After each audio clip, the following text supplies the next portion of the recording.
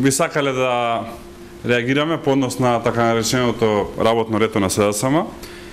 Имено, медиумите во целиот изминат период информираат дека митинзите на опозицијата, односно на СДСМ, се исклучително слабо посетени. СДСМ колку и лажно да демонстрира некаква посетеност, целата јавност гледа дека тоа не е случај. Гледаат како се носат луѓе со автобуси од други градови со цел да се прикаже некаква посетеност.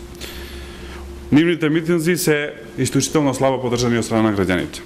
Слабата посетеност е основната причина поради која што СДСМ по втор пат го одложува својот најавен голем митинг во Скопје.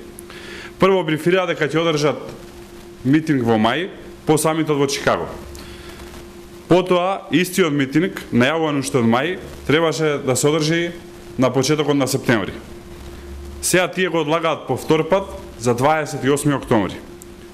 Тоа е доказ дека немаат адекватен кандидат за градоначалник на Скопје и адекватни кандидати за градоначалници на останатите скопски општини. Тоа е причината поради која што го одложуваат митингот. Тоа е причината поради која што ги одложуваат и останатите митинзи во останатите места. ВМРО-ДПМН им заблагодарува на граѓаните за досегашната поддршка и им ветуваме дека нема да ги изневериме во следниот период. Доколку има потреба од став за денешната посета на Бан Ки Мун, заради тоа што имаше и став од опозицијата, би сакал да го кажам, па доколку ви е корис може да го искористите.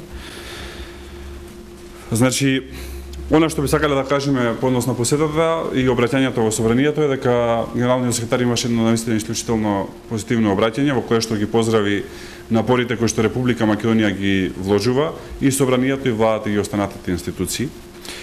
И исто така би сакале да реагираме на она што беше кажано од страна на опозицијата, тоа е дека сите тези кои што опозицијата фиктивно ги наметнува во јавноста, директно беа за една недела демантирани од два врвни авторитети, Бан Ки Мун како генерален секретар на Обединетите нации, кој што во собранието го пофали напредокот во секоја сфера кој што го забележува Република Македонија, и Штефан Филе кој што му поздрави напредокот во македонските евроинтеграции. Очигледно е дека само е демантирана не само од граѓаните, не само од владата, туку и од овие два врвни светски авторитети.